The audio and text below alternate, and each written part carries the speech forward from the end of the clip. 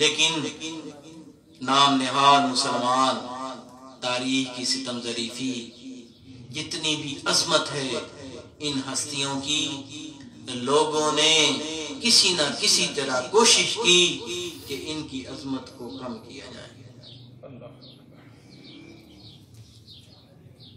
لوگوں کی ستم ظریفی، لوگوں کا ظلم، تاریخ کی ستم ظریفی کہ ہر حدیث جو اہل بیت کی شان اقدس میں ہو، بے شک وہ حدیث انا مدینۃ العلم وعلی بابھا ہو، اس میں بھی تحریف کرنے کی کوشش کی۔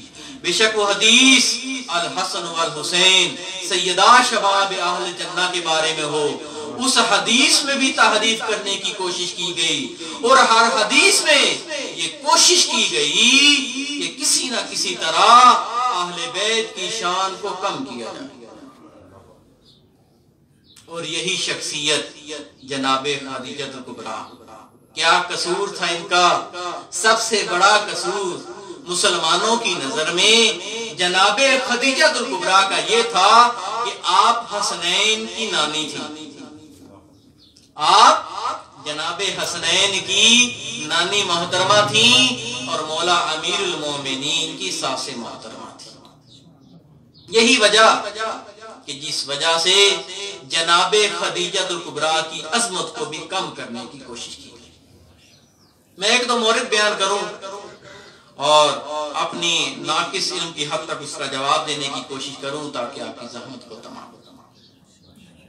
سب سے پہلے آپ خود دیکھیں کہ جب تک جناب خدیجہ رسول خدا کی زوجیت میں رہیں، تقریباً 20 سال کا عرصہ ہے، لیکن دوسری طرف دیکھا جائے دوسری ازدواج، خصوصاً مسلمانوں کی ام المومنین جتنا عرصہ رسول خدا کی زوجیت میں رہیں، مختصر عرصہ، اور اس عرصے میں رسول خدا نے دوسری شادیاں بھی کی، لیکن تاریخ کی ستم ظریفی کہ ایک ام المومنین جو تقریباً 20 سال تک آپ کی زوجیت میں رہیں اور اس زمانے میں کوئی دوسری بیوی نہیں، لیکن احادیث کو دیکھیں تو شاذ و نادر کوئی حدیث ملتی ہے کہ جو جناب خدیجہ کبریٰ سے ہو۔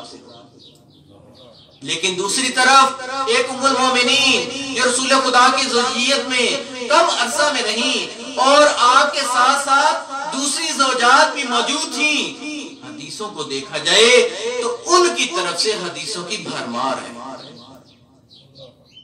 کس طرح عظمت جناب خدیجہ کو کم کرنے کی کوشش کی۔ اس کے علاوہ دیکھیں کہ جیسے ہی آپ زوجیت رسول خدا میں آئیں، نام نہاد مسلمانوں نے، اہل بیت کے دشمنوں نے آپ کی عظمت کو کم کرنے کے لیے یہاں بھی کوشش کی۔ کسی نے کہا آپ بیوہ تھیں، کسی نے کہا آپ کی عمر 40 سال تھی، کسی نے کہا آپ پہلے شادی شدہ تھیں، بیٹیاں آپ کی تھیں، آپ بیوہ ہو کے رسول خدا کی خدمت میں آئی ہیں۔ میں چند جملے میں آپ کی زحمت کو تمام کروں، جب دوسری تیسری شادی کسی عورت نے کرنی ہو، وہ شادی کرنے کے لیے اتنے نخرے نہیں کرتی۔ خدا کہتے ہیں نا، بڑے بڑے بادشاہ آپ کے خواستگار تھے، لیکن آپ نے کسی سے شادی نہیں کی۔ اگر دوسری تیسری شادی کرنی ہوتی تو دوسری تیسری شادی کرنے والے کبھی اتنے نخرے نہیں کرتے۔ ادھر سے کہتے ہیں جی آپ بیوہ تھی، میں کہتا ہوں کہ فرض کرو اگر آپ کی بات کو مان بھی لیا جائے، اگر آپ کی بات کو مانا جائے کہ آپ بیوہ تھی، تو کیا یہ فخر کم ہے کہ آپ کو رسول کمارے ملے تھے؟ جب رسول نے آپ سے شادی کی تو آپ سے پہلے رسول نے کسی سے شادی نہیں کی، اگر آپ کی بات کو مان لیا جائے۔ لیکن تاریخ کا مطالعہ کیا جائے تو تاریخ میں یہ بات ذکر ہے، بعض روایات میں آپ کی عمر 30 سال ہے، بعض روایات میں آپ کی عمر 28 سال ہے، 20 سال کو بھی ذکر کیا گیا ہے، بلکہ ایک روایت میں آپ کی عمر کو 18 سال بھی ذکر کیا۔ توجہ ہے نا جی، ایک روایت میں 18 سال بھی آپ کی عمر ذکر علامہ ذیشان حیدر جوادی صاحب اپنی کتاب ذکر و فکر میں ایک انتہائی لطیف نکتے کی طرف اشارہ کرتے ہیں کہ جب انسان کے پاس ایک قیمتی چیز ہو تو وہ اس قیمتی چیز کو بڑا سنبھال کے رکھتا ہے، کوشش کرتا ہے کہ اس کو سنبھال کے رکھے۔ اگر آپ کے پاس زیور موجود ہے، آپ گھر میں الماری کے اندر تالا لگا کے رکھیں گے۔ زیادہ زیور ہے تو آپ بینک میں رکھ دیں گے، لاکر میں رکھ دیں گے، اس کے لیے خرچ بھی دیں گے۔ یعنی جتنی قیمتی چیز انسان کے پاس ہو، انسان ہمیشہ اس کو بڑی سنبھال کے، بڑی حفاظت کے ساتھ رکھتا ہے۔ آقا جوادی صاحب اپنی کتاب میں فرماتے ہیں کہ کیا کہنے اس خاتون کی عظمت کے، آپ کس طرح کہتے ہیں کہ وہ بیوہ تھی۔ وہ فرماتے ہیں کہ جس خاتون کی نسل مبارک سے امامت نے آنا ہو، عصمت و طہارت نے آنا ہو، کیسے ممکن ہے کہ نبی کے علاوہ اس خاتون کو کوئی ہاتھ لگا سکتا۔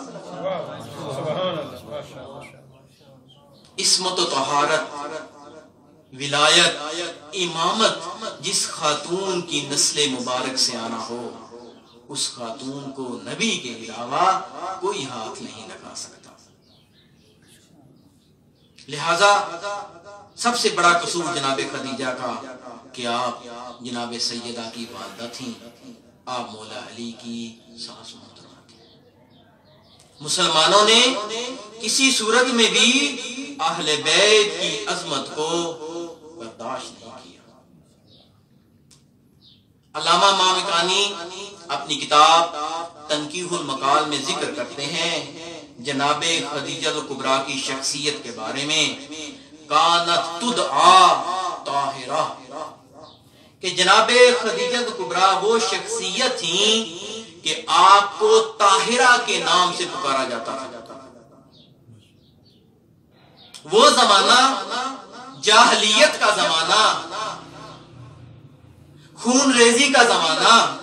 میں دو جملوں میں اس زمانے کا تعارف کرواؤں کہ جس زمانے میں عورتوں نے اپنے گھروں میں بدکاری کی دعوت دینے کے لیے جھنڈے لگائے ہوئے تھے، جس زمانے میں اگر بچہ پیدا ہوتا تھا 10 بندے اس کے دعوے دار آ جاتے تھے۔ توجہ ہے نا جی؟ جس زمانے میں جب بچہ پیدا ہوتا تھا 10 بندے، 10 افراد اس کے دعوے دار آ جاتے تھے۔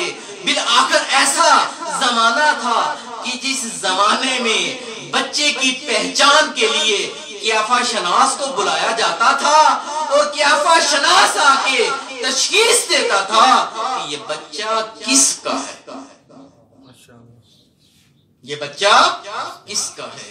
یعنی ایسا زمانہ، ایسا گمراہی کا زمانہ، جس زمانے میں یہ صورتحال ہو، اس زمانے میں جس کو طاہرہ کے لقب سے یاد کیا جاتا تھا وہ جناب خدیجہ الکبریٰ۔ نعرہ تکبیر، اللہ اکبر، نعرہ رسالت، یا رسول اللہ، نعرہ حیدری، آواز بلند صلوات۔ اللہم صلی علی محمد وآل محمد وعجل فرج۔ اس طرح کے جاہلیت کے زمانے میں کہ زمانے کی ایسی حالت قیافہ شناس کے ذریعے بچے کے باپ کی تشخیص دی جاتی تھی، ایسے زمانے میں جس شخصیت کو طاہرہ کے نام سے یاد کیا جائے وہ شخصیت جناب خدیجہ الکبریٰ۔ اب آپ اندازہ لگائیں کہ کس طرح مسلمانوں نے ہر اس شخصیت کو کم کرنے کی کوشش کی، اس کی عظمت کو گھٹانے کی کوشش کی کہ جس شخصیت کا تعلق اہل بیت سے ملتا ہو۔